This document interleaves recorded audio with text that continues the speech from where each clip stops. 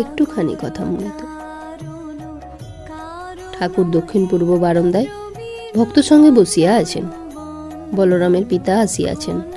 রাখাল, Harish, master, লাটু এখানে বাস করিতেছেন। শ্যামপুকুরের দেবেন্দ্র ঘোষ আসিয়াছেন। একজন ভক্ত জিজ্ঞাসা করিতেছেন, ভক্তি কিসে হয়? ঠাকুর বলিলেন, এগিয়ে পড়ো, 7 দেউড়ির পর রাজা আছেন। সব দেউড়ি পার হয়ে গেলে তবে তো রাজাকে দেখবে। আমি চানকে অন্নপূর্ণা প্রতিষ্ঠার সময় দারিকবাবুকে বলেছিলাম, বড় দিঘিতে বড় মাছ আছে, গভীর জলে, চার ফেলো। সেই চারের গন্ধে ওই বড় মাছ আসবে, একবার ঘাই দেবে। প্রেম ভক্তি রূপ চার।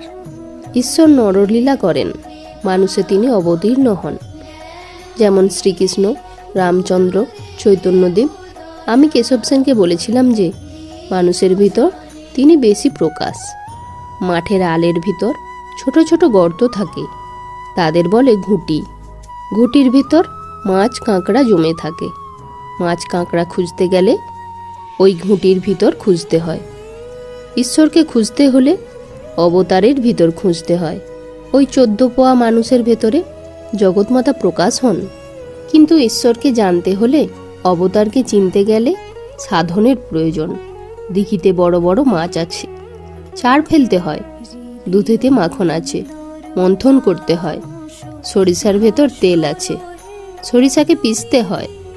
মেথিতে হাত রাঙা হয়, মেথি বাটতে হয়। ভক্ত বলিলেন, আচ্ছা, তিনি সাকার না নিরাকার?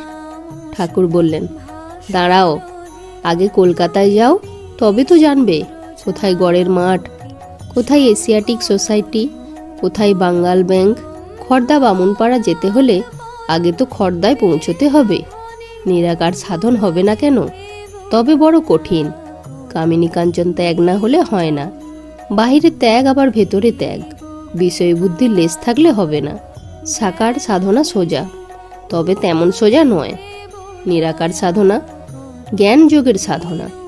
ভক্তদের কাছে বলতে নাই, অনেক কষ্টে একটু ভক্তি হচ্ছে। সব স্বপ্নবোধ বললে ভক্তির হানি হয়। কবীরদাস নিরাকারবাদী। শিব, কালী, কৃষ্ণ এদের মানত না। কবির বলতো, কালী চালকলা খান। কৃষ্ণ গোপীদের হাততালিতে বাঁদরের নাচ নাচতেন। সকলে হেসে উঠলেন। নিরাকার সাধক হয়তো আগে দশভুজা দর্শন করলে, তারপর চতুর্ভুজ, তারপর দ্বিভুজ গোপাল, শেষে অখণ্ড জ্যোতি দর্শন করে তাইতে লীন। দত্তাত্রেয়, জড়ভরত ব্রহ্ম দর্শনের পর আর ফেরে নাই। এইরূপ আছে। একমতে আছে সুখদেব সেই ব্রহ্ম সমুদ্রের একটি বিন্দু মাত্র আস্বাদ করেছিলেন। সমুদ্রের হিল্লোল কল্লোল দর্শন শ্রবণ করেছিলেন, কিন্তু সমুদ্রে ডুব দেন নাই। একজন ব্রহ্মচারী বলেছিল, কেদারের ওদিকে গেলে শরীর থাকে না। সেইরূপ ব্রহ্মজ্ঞানের পর আজ শরীর থাকে না। 21 দিনে মৃত্যু। প্রাচীরের ওপারে অনন্ত মাঠ। 4 জন বন্ধু প্রাচীরের ওপারে কি আছে দেখতে চেষ্টা করলে। 3 জন কোনো খবর দিলে না, একজন শুধু খবর দিলে। তার ব্রহ্মজ্ঞানের পরও শরীর রইল লোক শিক্ষার জন্য।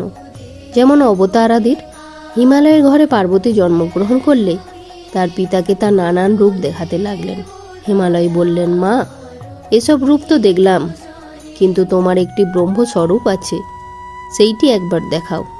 পার্বতী বললেন, তুমি যদি ব্রহ্মজ্ঞান চাও তাহলে সংসার ত্যাগ করে সাধু সঙ্গ করতে হবে।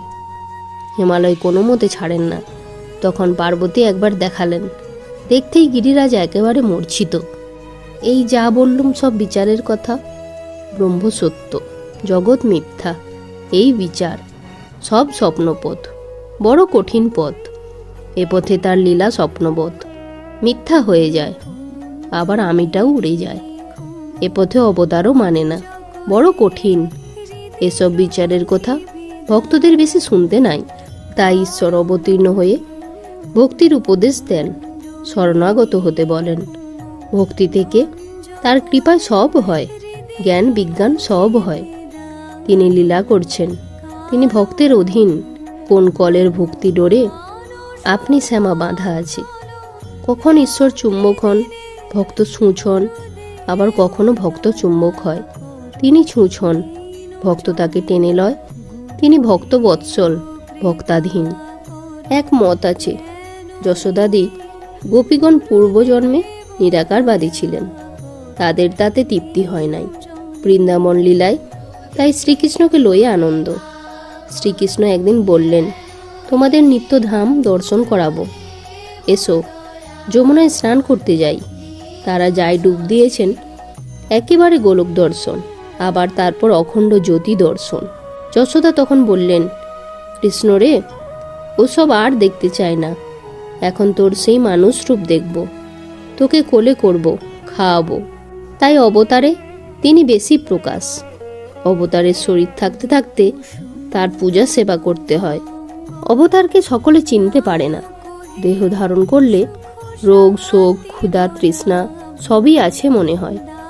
আমাদেরই মতো রাম সীতার শোকে কেঁদেছিল, পঞ্চভূতের ফাঁদে ব্রহ্ম পড়ে কাঁদে। জয়তু শ্রীরাম ও কৃষ্ণ।